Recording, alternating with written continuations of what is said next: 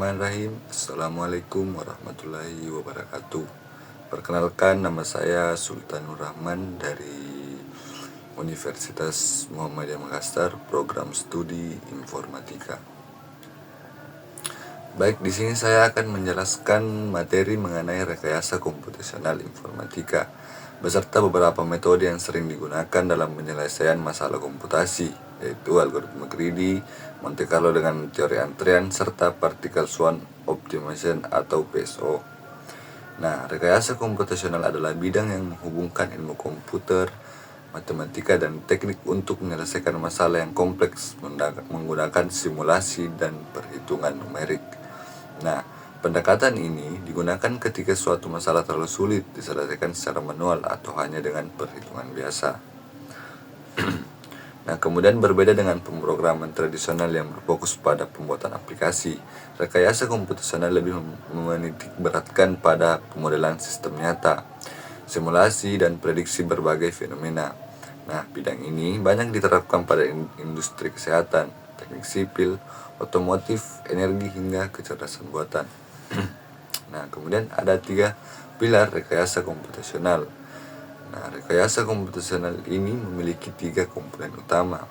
Yang pertama adalah pemodelan matematika. Nah, pemodelan matematika ini yaitu mengubah fenomena dunia menjadi model fenomena dunia nyata menjadi model matematika. Nah, kemudian yang kedua yaitu ada yang namanya algoritma numerik. Nah, algoritma numerik ini yaitu metode yang digunakan yaitu komputasi yang digunakan untuk menyelesaikan model matematika tersebut.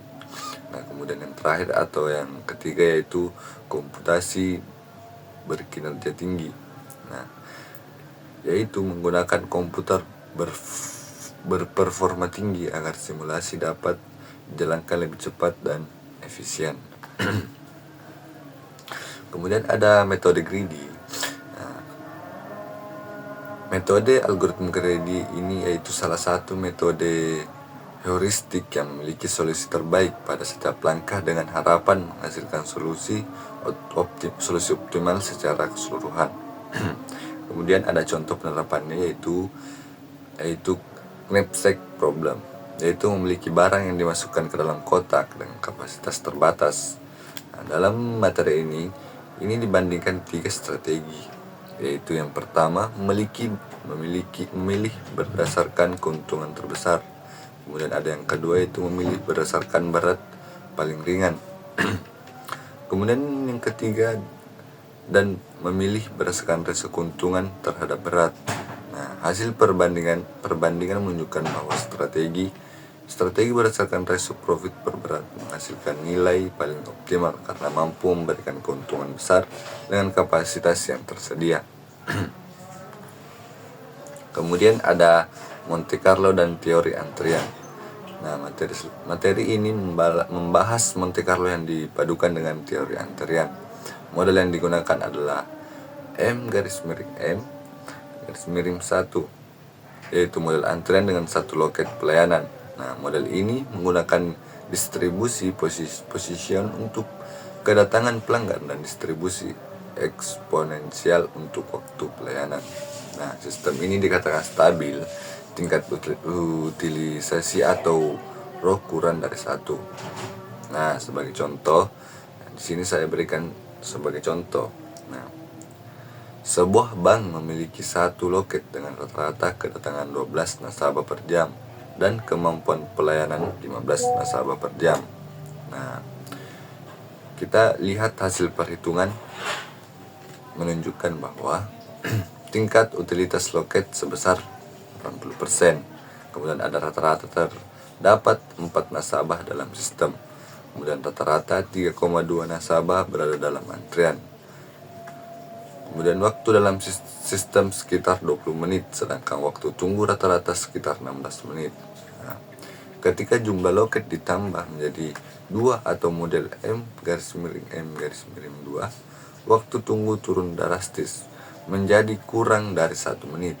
Hal ini menunjukkan bahwa penambahan server dapat meningkatkan kualitas pelayanan secara signifikan. Kemudian ada PSO atau particle swarm optimization.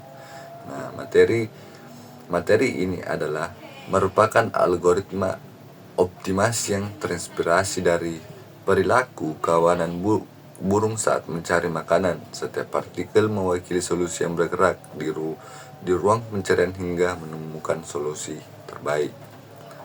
Komponen utama PSO terdiri dari partikel, yaitu kandidat solusi, kemudian ada PBIS, yaitu posisi terbaik yang pernah dicapai setiap partikel, kemudian ada GBIS, yaitu posisi terbaik yang ditemukan seluruh partikel, kemudian yang terakhir ada velocity, yaitu kecepatan perpindahan partikel menuju solusi terbaik.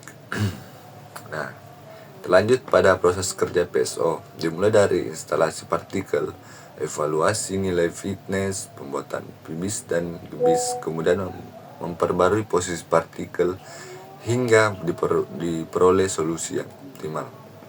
Kemudian ada keunggulan PSO adalah mudah diimplementasikan, memiliki konvergensi yang cepat dan mampu mengenai permasalahan optimasi yang kompleks. Namun PSO juga memiliki kelemahan, yaitu dapat terjebak pada solusi lokal dan sangat bergantung pada pemilihan parameter. Kemudian kita lanjut pada studi kasus PSO.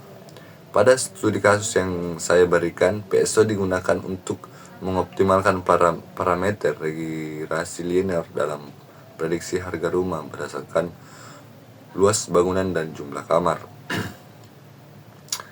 3 partikel diuji menggunakan nilai RMSE sebagai ukuran kesalahan prediksi. Hasilnya menunjukkan bahwa partikel 1 memiliki nilai RMSE paling kecil, yaitu sekitar 147,7, sehingga dipilih sebagai solusi terbaik pada sistem pertama. Nah, kemudian pada kesimpulannya, rekayasa komputasional merupakan bidang yang sangat penting dalam perkembangan teknologi modern karena mampu membantu menyelesaikan berbagai kompleks melalui simulasi dan optimasi komputer. Metode greedy digunakan untuk memperoleh solusi cepat berdasarkan pilihan terbaik di setiap langkah Monte Carlo, dan teori antrean digunakan untuk menganalisis sistem pelayanan terbaik setiap langkah. Sedangkan particle swarm optimization atau PSO digunakan untuk mencari solusi optimal pada berbagai permasalahan optimasi. Dengan memahami metode-metode tersebut, kita dapat mengembangkan solusi yang lebih efektif, efisien, dan akurat dalam berbagai bidang seperti industri, kesehatan, transportasi, energi, maupun kecerdasan buatan. Terima kasih. Itulah tadi penjelasan yang dapat saya berikan. Lebih dan kurangnya mohon dimaafkan. Assalamualaikum warahmatullahi wabarakatuh.